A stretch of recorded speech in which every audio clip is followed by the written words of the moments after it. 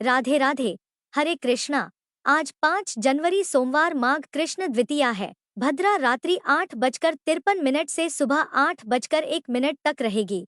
कल 6 जनवरी मंगलवार को सकट चौथ व्रत है। आज ब्रह्मा मुहूर्त 5:37 सूर्योदय 7:13, अमृतकाल 7:28 राहुकाल 7:30 पुष्य योग 1:24 तक रहेगा और आज माघ मास महात्म्य द्वितीय अध्याय का श्रवण होगा।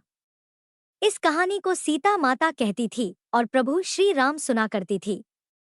एक दिन श्री राम भगवान को किसी काम के लिए बाहर जाना पड़ा, तो सीता माता कहने लगी कि भगवान मेरा तो 12 वर्ष का नितनेम है, अब आप बाहर जाएंगे तो मैं अपनी कहानी किसे सुनाऊंगी। तब श्री राम ने कहा कि सीते आप कुएं की पाल पर जाकर बैठ जाना और वहां पर जो भी औरतें पानी भरने आएंगी उन्हें अपनी कहानी सुना दिया करना। सीता माता कुएं की पाल पर जाकर बैठ गई। तभी एक स्त्री आई। उसने रेशम की जरी की साड़ी पहन रखी थी और सोने का घड़ा ले रखा था। सीता माता उसे देखकर कहने लगी, बहन मेरा 12 वर्ष का नितनेम सुन लो।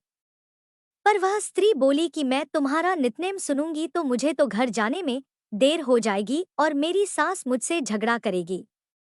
इसलिए उसने कहानी नहीं सुनी और अपने घर चली गई। लेकिन उसके घर जाते ही उसकी रेशम जरी की साड़ी फट गई। सोने का घड़ा मिट्टी के घड़े में बदल गया। सासू ने देखा तो पूछा, अरे बहू यह किसका दोष अपने सिर लेकर आ गई है। बहू बोली, माँ जी कुएं पर एक औरत बैठी थी, उसने अपनी कहानी सुनने के लिए कहा, लेकिन मैंने नहीं सुनी। शायद उसी का यह फल मुझे मिला है। बहू की बात सुनकर अगले दिन वही साड़ी और वही घड़ा लेकर सास कुएं की पाल पर गई। सास को वहीं पर सीता माता बैठी मिली, तो माता सीता ने कहा, बहन मेरी कहानी सुन लीजिए। सासू बोली, एक बार छोड़ मैं तो 4 बार कहानी सुन लूंगी।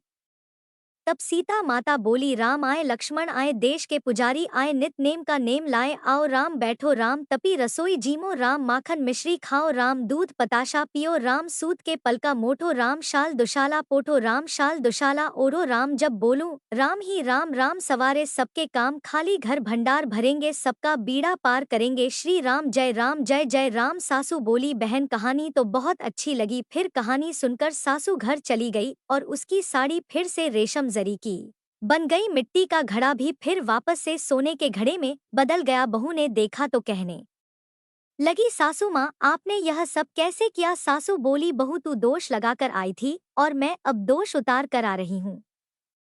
बहू ने पूछा कि माँ जी वह कुएं वाली स्त्री कौन है। सासू ने बताया कि वह तो सीता माता थी। वह पुराने से नया कर देती है, खाली घर में भंडार भर देती हैं। वह लक्ष्मी जी का वास घर में कर देती हैं और मनुष्य की जो भी इच्छा हो उसे पूर्ण कर देती हैं। बहू बोली, माँ जी फिर तो ऐसी कहानी मुझे भी सुना दो। सास बोली कि ठीक है तुम भी सुनो। फिर सास ने कहानी शुरू की। राम आए लक्ष्मण आए देश के पुजारी आए नित नेम का नेम लाए आओ राम बैठो राम तपी रसोई जीमो राम माखन मिश्री खाओ राम दूध बताशा पियो राम सूत के पलका मोठो राम शाल दुशाला पोठो राम शाल दुशाला ओढ़ो राम जब बोलूं राम ही राम राम सवारे सबके काम खाली घर भंडार भरेंगे सबका बेड़ा पार करेंगे बोलो श्री राम जय जय राम। कहानी सुनकर बहू बोली, माँ जी कहानी तो बहुत अच्छी है। सासू ने कहा, ठीक है अब से हम इस कहानी को रोज किया करेंगे। अब सास बहू रोज सवेरे उठती नहाती धोती और पूजा करने के बाद नितनेम की सीता माता की कहानी कहती दी। एक दिन की बात है, उनके यहाँ पड़ोस की एक औरत आई और बोली कि बहन जरा सी आँच तो देना। तो बहू बोली कि आँच तो अभी हमने जलाई ही नहीं। पड़ोसन बोली, तो फिर तुम सुबह 4 बजे से उठकर क्या कर रही हो। तो उन्होंने कहा कि हम तो सुबह सुबह उठकर पूजा करते हैं। फिर सीता माता की नितनेम की कहानी कहते हैं। पड़ोसन ने उनकी बात सुनकर फिर कहा कि सीता माता की कहानी कहने से तुम्हें क्या मिला। तब वे दोनों बोली कि सीता माता की कहानी कहने से घर में भंडार भर जाते हैं, सारे काम पूर्ण हो जाते हैं, मन की इच्छा भी पूरी होती है। पड़ोसन ने कहा, बहन अगर ऐसा है तब तो फिर मुझे भी कहानी सुना दो। तब बहू बोली कि ठीक है, तुम भी यह कहानी सुन लो।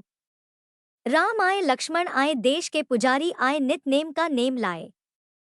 आओ राम बैठो राम, तपी रसोई जीमो राम, माखन मिश्री खाओ राम, दूध बताशा पियो राम, सूत के बल का मोटो राम, शाल दुशाला पोठो राम, शाल दुशाला ओढ़ो राम, जब बोलूं राम ही राम, राम सवारे सबके काम, खाली घर भंडार भरेंगे, सबका बेड़ा पार करेंगे, श्री राम जय जय राम। पड़ोसन ने इस कहानी को सुना तो कहने लगी, बहन कहानी तो बहुत अच्छी लगी। अब वह पड़ोसन भी नित्नेम सीता माता की कहानी कहने लगी। कहानी कहने से सीता माता ने पड़ोसन के भी धन के भंडार भर दिए। देखते ही देखते अब तो पूरे मोहल्ले में नित्नेम की कथा चल पड़ी और हर किसी की मनोकामना पूर्ण होने लगी। हे सीता माता, जैसे आपने उन सभी के भंडार भरे वैसे ही हमारे भी भरना। कहानी कहने वाले, सुनने वाले और हुंकार भरने वाले सबके भरना। सभी प्रेम से बोलिए सीता मैया की जय। माघ मास महात्म्य दूसरा अध्याय। राजा के ऐसे वचन सुनकर तपस्वी कहने लगा कि हे राजन, भगवान सूर्य बहुत शीघ्र उदय होने वाले हैं, इसलिए यह समय हमारे लिए स्नान का है, कथा का नहीं।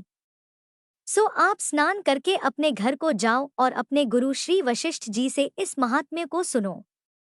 इतना कहकर तपस्वी सरोवर में स्नान के लिए चले गए और राजा भी विधि पूर्वक सरोवर में स्नान करके अपने राज्य को लौटा और निवास में जाकर तपस्वी के बारे में सब कुछ रानी को बताया। तब सूत जी कहने लगे कि महाराज, राजा ने अपने गुरु वशिष्ठ जी से क्या प्रश्न किया और उन्होंने क्या उत्तर दिया, सो भी कहिए। व्यास जी कहने लगे, हे सूत जी, राजा दिलीप ने रात्रि को सुख से सोकर प्रातः समय ही अपने गुरु वशिष्ठ जी के पास जाकर उनके चरणों को छूकर प्रणाम करके तपस्वी के बताए हुए प्रश्नों को अति विनम्रता से पूछा कि गुरुदेव, आपने आचार दंड नीति राज्य धर्म तथा चारों वर्णों के चारों आश्रमों की क्रियाओं, दान और उनके विधान, धान यज्ञ और उनकी विधियां, व्रत उनकी प्रतिष्ठा तथा भगवान विष्णु की आराधना अनेक प्रकार से विस्तार पूर्वक मुझको बतलाई। अब मैं आपसे माघ मास के स्नान के महात्म्य को भी सुनना चाहता हूँ। सो है तपोधन, नियम पूर्वक इसकी विधि भी समझाइए। गुरु वशिष्ठ जी कहने लगे, हे राजन, तुमने दोनों लोकों के कल्याणकारी, वनवासी तथा गृहस्थियों के अंतःकरण को पवित्र करने वाले माघ मास के स्नान का बहुत सुंदर प्रश्न पूछा है। मकर राशि के सूर्य के आने पर माघ मास में स्नान का फल गौ, भूमि, तिल, वस्त्र, स्वर्ण, अन्न, घोड़ा आदि दानों तथा चंद्रायन और ब्रह्माकोर्च व्रत आदि से भी बहुत अधिक होता है। वैशाख तथा कार्तिक में जप, दान, तप और यज्ञ बहुत फल देने वाले हैं, परंतु माघ मास में इनका फल बहुत ही अधिक होता है। माघ में स्नान करने वाला पुरुष राजा और मुक्ति के मार्ग को जाने वाला होता है। दिव्य दृष्टि वाले महात्माओं ने कहा है कि जो मनुष्य माघ मास में सकाम या भगवान के निमित्त नियम पूर्वक माघ मास में स्नान करता है, वह अनंत फल वाला होता है। उसको शरीर की शुद्धि, प्रीति, ऐश्वर्य तथा चारों प्रकार के फलों की प्राप्ति होती है। अदिति ने 12 वर्ष तक मकर संक्रांति में अन्न त्याग कर स्नान किया। इससे तीनों लोकों को उज्ज्वल करने वाले 12 पुत्र उत्पन्न हुए। माघ में स्नान करने से ही रोहिणी, सुभगा, अरुंधति दानशीलता हुई और इंद्राणी के समान रूपवती होकर प्रसिद्ध हुई। जो पवित्र माघ मास में स्नान करते हैं तथा देवताओं के पूजन में तत्पर रहते हैं, उनको सुंदर स्थान, हाथी और घोड़ों की सवारी तथा दान को द्रव्य प्राप्त होता है। अतिथियों से उनका घर भरा रहता है तथा उनके घर में सदा वेद ध्वनि गूंजती रहती है। वह मनुष्य धन्य है जो माघ मास में स्नान करते हैं, दान देते हैं तथा व्रत और नियमों का पालन करते हैं, और दूसरों के पुण्यों के क्षीण होने से मनुष्य स्वर्ग से वापस आ जाता है। परंतु जो मनुष्य माघ मास में स्नान करता है, वह कभी स्वर्ग से वापस नहीं आता। इससे बढ़कर कोई नियम, तप, दान, पवित्र और पाप नाशक नहीं है। भृगु जी ने मणि पर्वत पर विद्याधरों को यह सुनाया था। तब राजा ने कहा कि ब्राह्मण भृगु ऋषि ने कब मणि पर्वत पर विद्याधरों को उपदेश दिया था, सो भी बताइए। तब ऋषि जी कहने लगे कि राजन, एक समय 12 वर्ष तक वर्षा न होने के कारण, सब प्रजा क्षीण होने के कारण संसार में बड़ी उद्विग्नता फैल गई। हिमाचल और विंध्याचल पर्वत के मध्य का देश निर्जन होने के कारण श्राद्ध तप तथा स्वाध्याय सब कुछ छूट गए। सारा लोक विपत्तियों में फंसकर प्रजाहीन हो गया। सारा भूमंडल फल और अन्न से रहित हो गया। तब विंध्याचल से नीचे बहती हुई नदी के सुंदर वृक्षों से घिरे हुए अपने आश्रम से निकलकर श्री भृगु ऋषि अपने शिष्यों सहित हिमालय पर्वत पर गए। इस पर्वत की चोटी नीली और नीचे का हिस्सा सुनहरी होने से सारा पर्वत पीतांबरधारी श्री भगवान के समान लगता था। पर्वत के बीच का भाग नीला और बीच बीच में कहीं कहीं सफेद स्फटिक होने से तारों से युक्त आकाश जैसी शोभा को प्राप्त होता था। रात्रि के समय वह पर्वत दीपकों की तरह चमकती हुई दिव्य औषधियों से पूरित किसी महल की शोभा को प्राप्त होता था।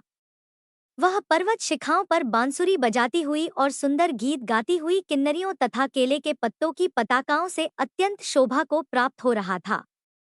यह पर्वत नीलम, पन्ना, पुखराज तथा इसकी चोटी से निकलती हुई रंग बिरंगी किरणों से इंद्रधनुष के समान प्रतीत होता था। स्वर्ण आदि सब धातुओं से तथा चमकते हुए रत्नों से चारों ओर फैली हुई अग्निज्वाला के समान शोभायमान था। इसकी कंदराओं में काम पीड़ित विद्याधरी अपने पतियों के साथ आकर रमण करती हैं और गुफाओं में ऐसे ऋषि मुनि जिन्होंने संसार के सब क्लेशों को जीत लिया है, रात दिन ब्रह्मा का ध्यान करते हैं और कई एक हाथ में रुद्राक्ष की माला लिए हुए शिव जी की आराधना में लगे हुए हैं। पर्वत के नीचे भागों में जंगली हाथी अपने बच्चों के साथ खेल रहे हैं तथा कस्तूरी वाले रंगबिरंगे मृगों के झुंड इधर उधर चौकड़ियां भर रहे हैं। यह पर्वत सदा राजहंस तथा मोरों से भरा रहता है। इसी कारण इसको हेमकुंड कहते हैं। यहाँ पर सदैव ही देवता गुह्याक और अप्सरा निवास करते हैं। प्रिय श्रोताओं, माघ मास महात्म्य के तीसरे दिन का अध्याय आप सभी कल सुनिएगा। अब सुनिए भागवत कथा। देवर्षि नारद जी ने भक्ति से कहा, है देवी, यह तो कलयुग का भयानक रूप है। इस समय लोग ना तो सत्य बोलते हैं, ना धर्म का पालन करते हैं और तपस्या और योग तो संसार से जैसे समाप्त ही हो गए हैं। लोग दुख और भय में जी रहे थे। जहां तहां अधर्म फैल चुका था। जो व्यक्ति धैर्य रखकर भगवान का नाम ले रहा था वही वास्तव में बुद्धिमान और ज्ञानी माना जा रहा था। पृथ्वी पर पाप बढ़ता जा रहा था और अच्छे गुण हर वर्ष कमजोर होते जा रहे थे। नारद जी ने देखा कि भक्ति देवी बहुत दुखी हैं। उनके साथ उनके दो पुत्र ज्ञान और वैराग्य बहुत बूढ़े और कमजोर हो गए हैं। यहाँ तक कि कमजोरी के कारण वे चल भी नहीं पा रहे थे। भक्ति देवी बोली, है नारद जी, मेरे दोनों पुत्र यहाँ बहुत कष्ट में हैं। कोई इन्हें ग्रहण नहीं करता, कोई इनका आदर नहीं करता, इसलिए यह दिन प्रतिदिन दुर्बल होते जा रहे हैं। नारद जी ने पूछा, है देवी, ऐसा क्यों हो गया? कलयुग में लोग ज्ञान और वैराग्य को क्यों नहीं अपनाते? भक्ति देवी ने कहा, देवर्षि, इस युग में लोग केवल भोग, लोभ, क्रोध और स्वार्थ में फंसे हुए हैं। शास्त्रों का अध्ययन नहीं करते, संयम नहीं रखते, इसलिए ज्ञान और वैराग्य का प्रभाव समाप्त हो गया है। नारद जी को यह सुनकर बहुत दुख हुआ। उन्होंने भगवान श्री हरि से प्रार्थना की, है प्रभु, इस कलयुग में धर्म को कैसे बचाया जाए? तब भगवान ने कहा, है नारद, कलयुग में केवल भक्ति ही मुक्ति का मार्ग है।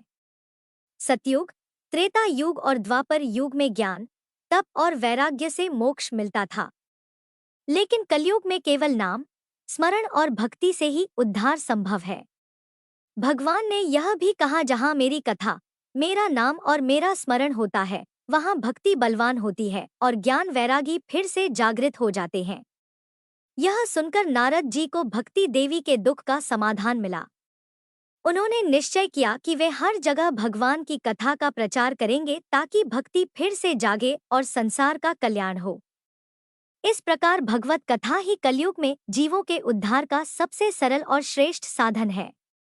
नारद जी ने भक्ति देवी को समझाते हुए कहा, उनका दुख दूर करने के लिए नारद जी ने प्रयास किया और कहा, बाले, तुम व्यर्थ ही अपने आप को दुख में डाल रही हो। अरे, तुम इतने चिंतातुर क्यों हो?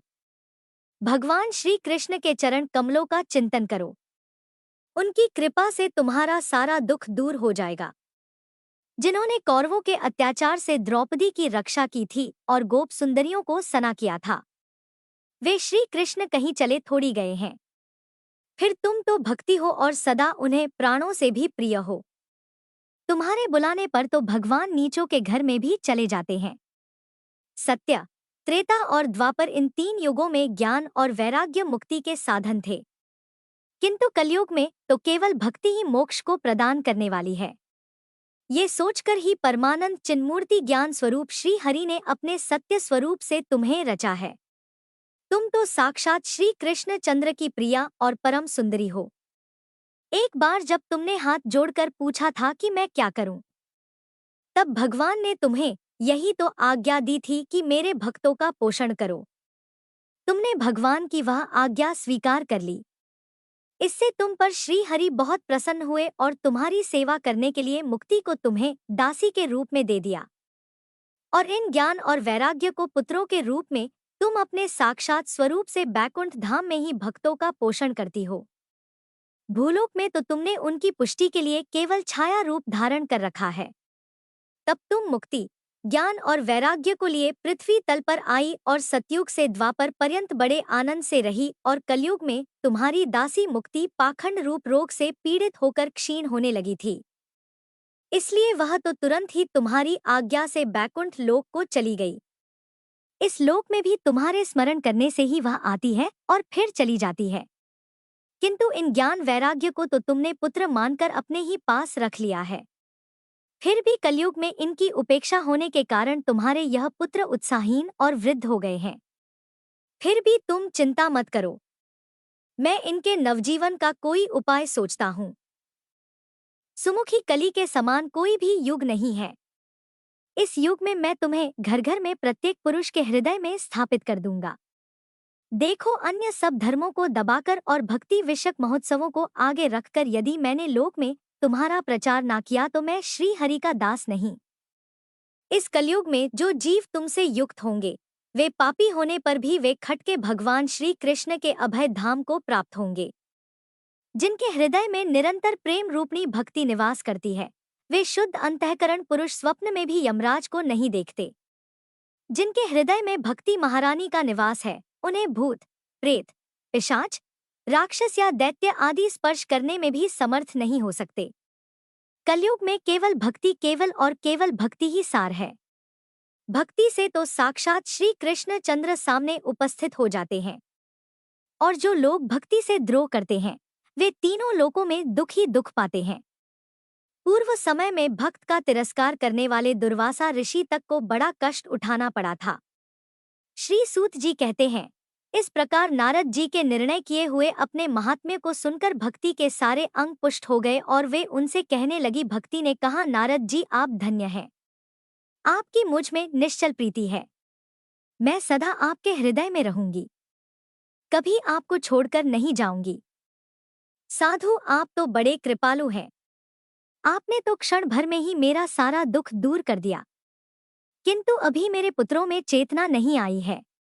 आप इन्हें शीघ्र सचेत कर दीजिए, जगा दीजिए।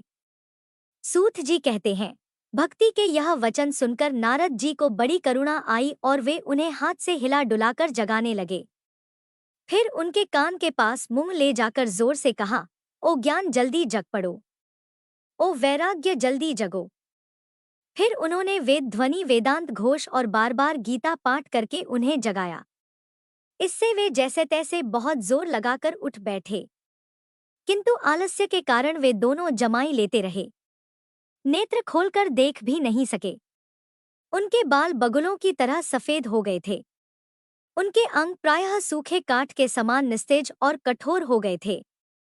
इस प्रकार भूख प्यास के मारे अत्यंत दुर्बल होने के कारण उन्हें फिर सोते देख नारद जी को बड़ी चिंता हुई और वे सोचने लगे, अब मुझे क्या करना चाहिए। इनकी यह नींद और इससे भी बढ़कर इनकी वृद्धावस्था कैसे दूर हो। शौनक जी इस तरह चिंता करते करते वे भगवान का स्मरण करने लगे। उसी समय आकाशवाणी हुई कि मुने खेद मत करो, तुम्हारा यह उद्योग निसंदेह सफल होगा। देवर्षि, इसके लिए तुम एक सत्कर्म करो। वह कर्म तुम्हें संत शिरोमणि महानुभाव बताएंगे। उस सत्कर्म का अनुष्ठान करते ही क्षण भर में उनकी नींद और वृद्धावस्था दोनों दूर हो जाएंगी और चारों ओर भक्ति का प्रसार होगा। यह आकाशवाणी वहां सभी को साफ साफ सुनाई दी।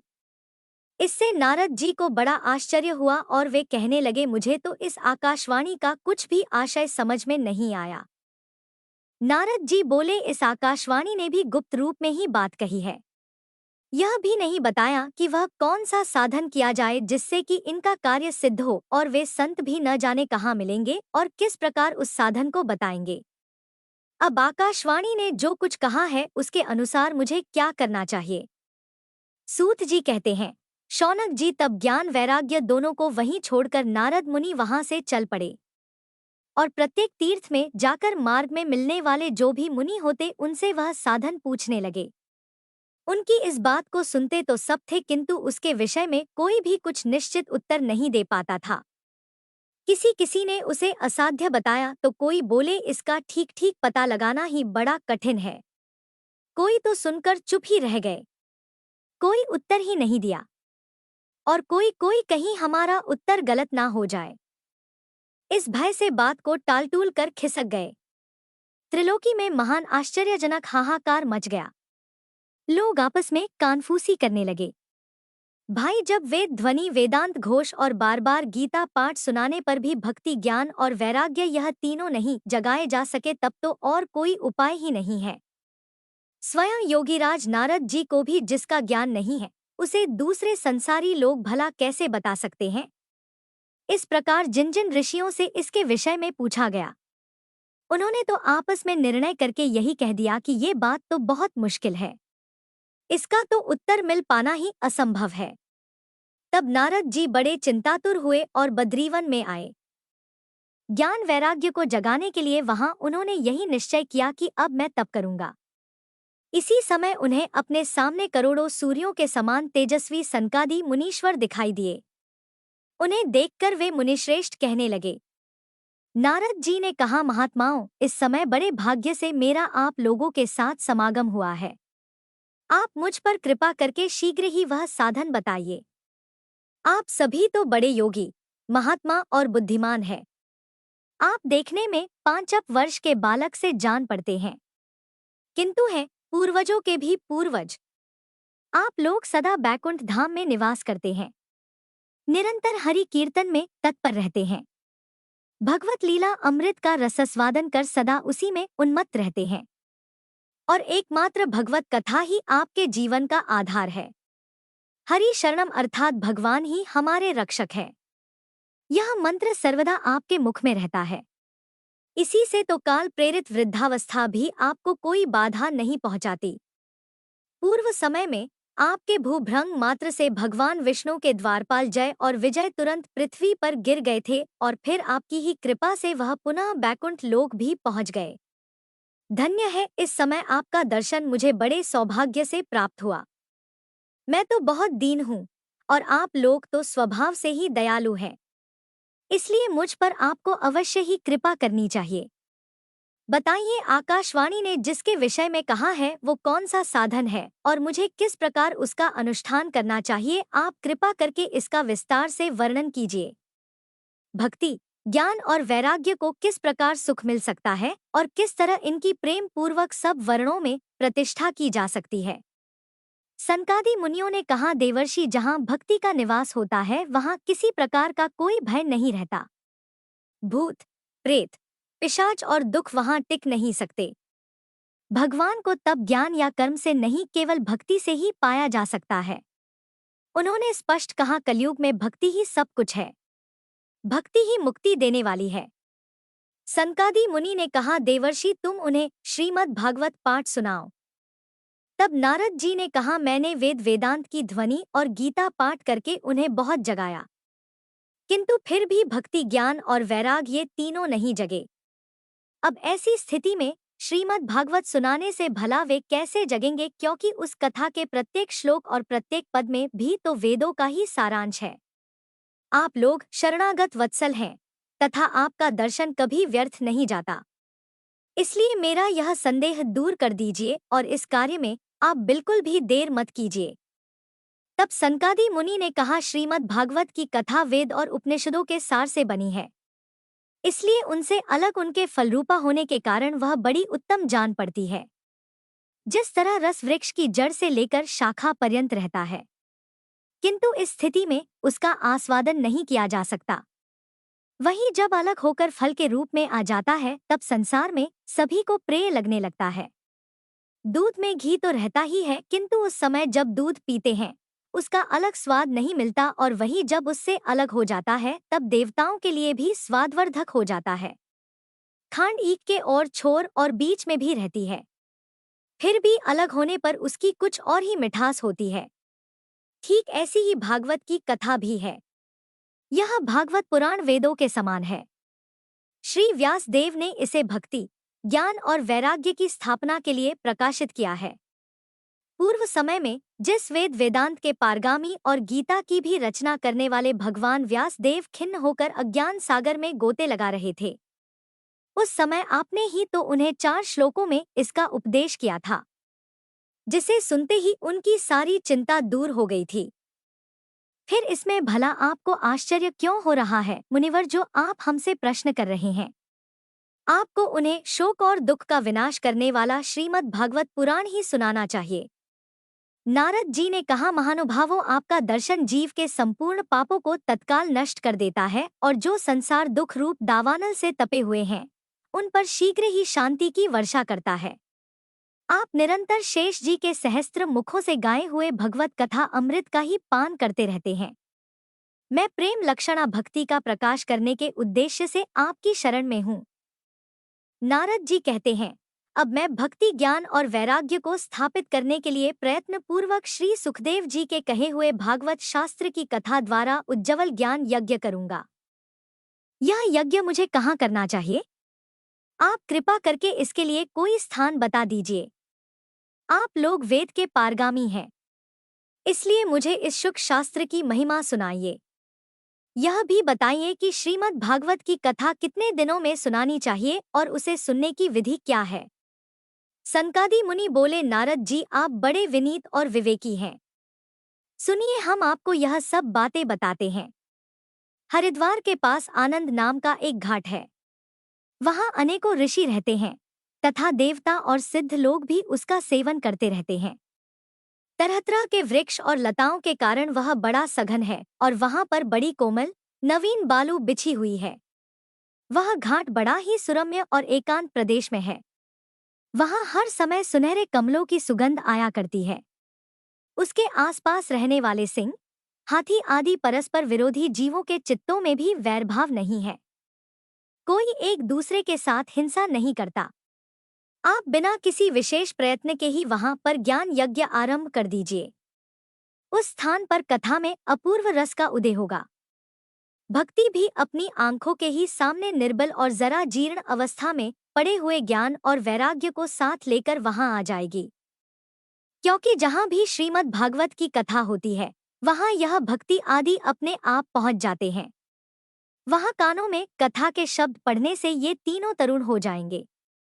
सूत जी कहते हैं, इस प्रकार कहकर नारद जी के साथ सनकादि भी श्रीमद् भागवत कथा अमृत का पान करने के लिए वहां से तुरंत गंगा तट पर चले आए।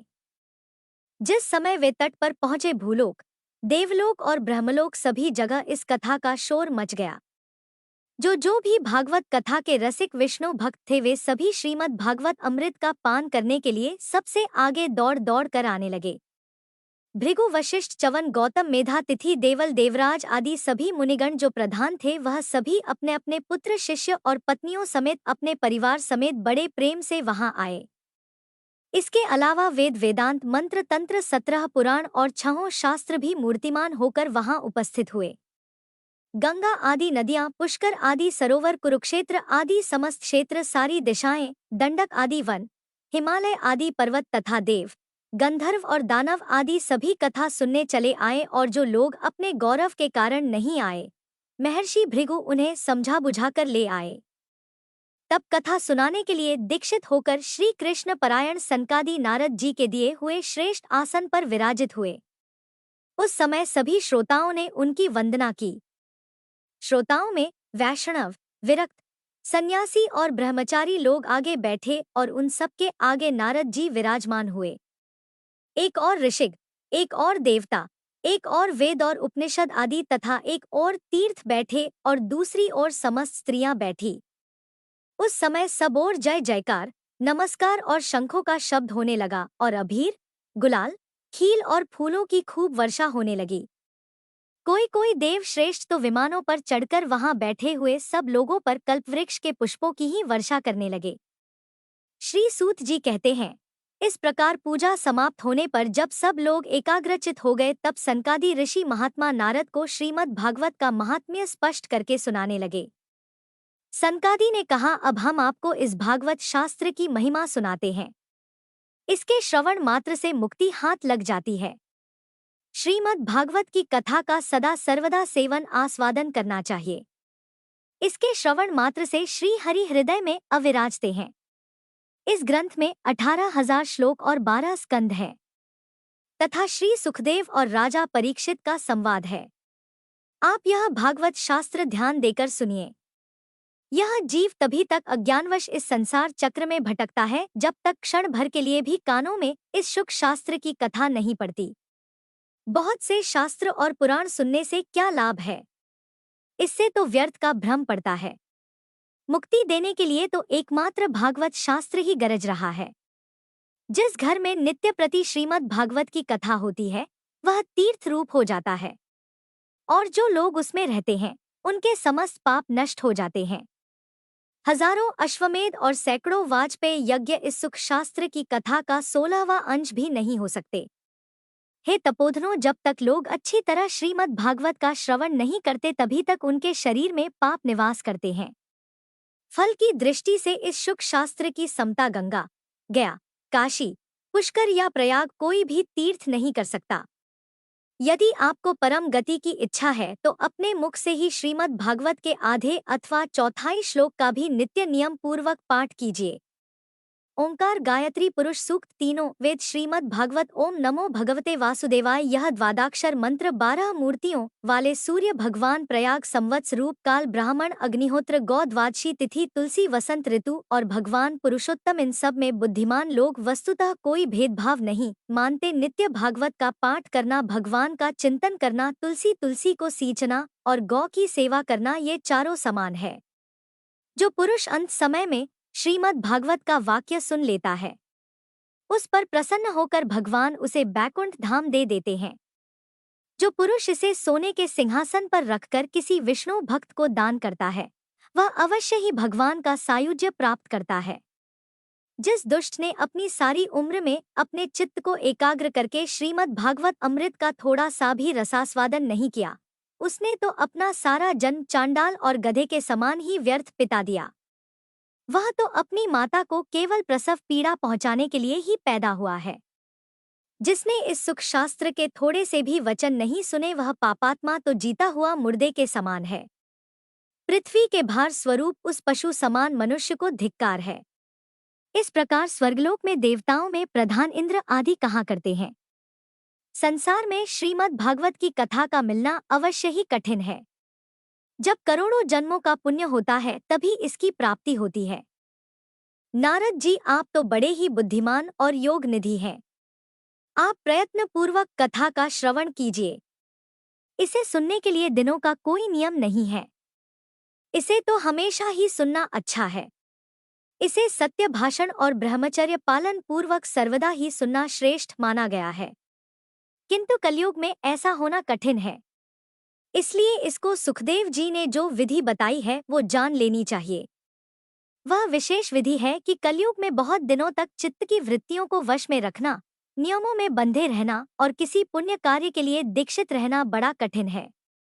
इसलिए इसके लिए सप्ताह श्रवण की विधि बताई गई है। श्रद्धा पूर्वक कभी भी श्रवण करने से या फिर माघ मास में श्रवण करने से जो फल होता है वही फल श्री सुखदेव जी ने सप्ताह श्रवण में निर्धारित किया है।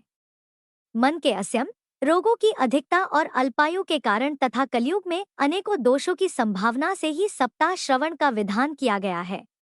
जो फल तप, योग और समाधि से भी प्राप्त नहीं हो सकता वह सर्वांग रूप में सप्ताह श्रवण से सहज ही प्राप्त हो जाता है। सप्ताह श्रवण तो यज्ञ से भी बढ़कर है, व्रत से बढ़कर है, तप से कहीं बढ़कर है, तीर्थ सेवन से तो सदा ही बढ़कर है, योग से भी बढ़कर है और यहाँ तक कि ध्यान और ज्ञान से भी बढ़कर है। अजी इसकी विशेषता का तो कहाँ तक वर्णन करें। यह तो सभी से बढ़ चढ़कर है। शौनक जी ने पूछा, सूत जी ये तो आपने बड़े आश्चर्य की बात कही। अवश्य ही यह भागवत पुराण योग वित्त ब्रह्मा जी के भी आदि कारण श्री नारायण का निरूपण करता है। परंतु ये मोक्ष की प्राप्ति में ज्ञान आदि सभी साधनों का तिरस्कार करके इस युग में उन सब से भी कैसे बढ़ गया। तब सूत जी महाराज ने कहा, शौनक जी जब भगवान श्री कृष्ण इस धराधाम को छोड़कर अपने नित्य धाम को जाने लगे तब उनके मुखारविंद से एकादश स्कंद का ज्ञानोपदेश सुनकर भी उद्धव जी ने पूछा। उद्धव जी बोले, गोविंद अब आप तो अपने भक्तों का कार्य करके परमधाम को पधारना चाहते हैं, किंतु मेरे मन में एक बड़ी चिंता है, उसे सुनकर आप भी मुझे कृपया शांत कीजिए। अब घोर कलिकाल आया ही समझिए, इसलिए संसार में फिर अनेकों दुष्ट प्रकट हो जाएंगे और उनके संसर्ग से जब अनेकों सत्पुरुष भी उग्र प्रकृति के हो जाएंगे तब उनके भार से दबकर यह गौ रूपणी पृथ्वी भला किसकी शरण में जाएगी। कमल नयन, मुझे तो आपको छोड़कर इसकी रक्षा करने वाला कोई दूसरा दिखाई ही नहीं देता, इसलिए भक्तवत्सल आप साधुओं पर कृपा करके यहाँ से मत जाइए। भगवान आपने निराकार और चिन्मात्र होकर भी भक्तों के लिए ही तो यह सगुण रूप धारण किया है, फिर भला आपका वियोग होने पर वे भक्तजन पृथ्वी पर कैसे रह सकेंगे। निर्गुणोपासना में तो बड़ा कष्ट है, इसलिए कुछ और विचार कीजिए प्रभु। प्रभास क्षेत्र में उद्धव जी के यह वचन सुनकर भगवान सोचने लगे कि भक्तों के अवलंब के लिए मुझे अब क्या व्यवस्था करनी चाहिए। शौनक जी तब भगवान ने अपनी सारी शक्ति भागवत में ही रख दी और वे अंतर्ध्य होकर इस भागवत समुद्र में प्रवेश कर गए। इसलिए यह भगवान की साक्षात शब्दमय मूर्ति है। इसके सेवन, श्रवण, पाठ अथवा दर्शन से ही मनुष्य के सारे पाप नष्ट हो जाते हैं। इसी से इसका सप्ताह श्रवण सबसे बढ़कर माना गया है और कलयुग में तो अन्य सब साधनों को छोड़कर यही प्रधान धर्म बताया गया है। श्री सूत जी कहते हैं, शौनक जी जिस समय सनकादि मुनीश्वर इस प्रकार सप्ताह श्रवण की महिमा का बखान कर रहे थे उस समय उस सभा में एक बड़ा आश्चर्य हुआ, उसे मैं तुम्हें बतलाता हूँ, सुनो। वहाँ तरुण अवस्था को प्राप्त हुए अपने दोनों पुत्रों को साथ लिए विशुद्ध प्रेम रूपा भक्ति श्री कृष्ण गोविंद हरे मुरारी हे नाथ नारायण वासुदेव आदि भगवान नामों का उच्चारण करती हुई अचानक प्रकट हो सभी सदस्यों ने देखा कि परम सुंदरी भक्ति रानी भागवत के अर्थों का आभूषण पहने वहां पधारी है। मुनियों की उस सभा में सभी यह तर्क वितर्क करने लगे कि यह यहाँ कैसे आई, कैसे प्रविष्ट हो गई। सनकादि मुनि ने तब कहा कि यह भक्ति देवी अभी अभी कथा के अर्थ से निकली है। उनके यह वचन सुनकर भक्ति देवी ने अपने पुत्रों समेत अत्यंत विनम्र होकर सनत कुमार जी से कहा, मैं कलयुग में नष्ट प्राय हो गई थी, आपने कथा अमृत से सींच कर मुझे फिर से पुष्ट कर दिया। अब आप यह बताइए कि मैं कहाँ रहूं। यह सुनकर सनकादि ने उससे कहा, तुम भक्तों को भगवान का स्वरूप प्रदान करने वाली, अनन्य प्रेम का संपादन करने वाली और संसार रोग को निर्मूल करने वाली हो, अतः तुम धैर्य धारण करके नित्य निरंतर विष्णु भक्तों के हृदय में ही निवास करो। यह कलयुग के दोष भले ही सारे संसार पर अपना प्रभाव डालेंगे, किंतु वहां तुम पर इनकी दृष्टि भी नहीं पड़ सकेगी। इस प्रकार आज्ञा पाते ही भक्ति तुरंत भगवत भक्तों के हृदयों में जा विराजी। जिनके हृदय में एकमात्र श्री हरि की भक्ति निवास करती है, वे त्रिलोकी में अत्यंत निर्धन होने पर भी परम धन्य हैं, क्योंकि इस भक्ति की डोरी से बंधकर तो साक्षात भगवान भी अपना परमधाम छोड़कर उनके हृदय में आकर बस जाते हैं। भूलोक में यह भागवत साक्षात परब्रह्म का विग्रह है। हम इसकी महिमा का कहाँ तक वर्णन करें। इसका आश्रय लेकर इसे सुनाने से तो सुनने और सुनाने वाले दोनों को ही भगवान श्री कृष्ण की समता प्राप्त हो जाती है, अतः इसे छोड़कर अन्य धर्मों से भला क्या प्रयोजन है। हरे कृष्ण, आज की कथा में बस इतना ही। शेष कथा आप सभी कल के अगले अध्याय में श्रद्धा और भक्ति के साथ श्रवण करें।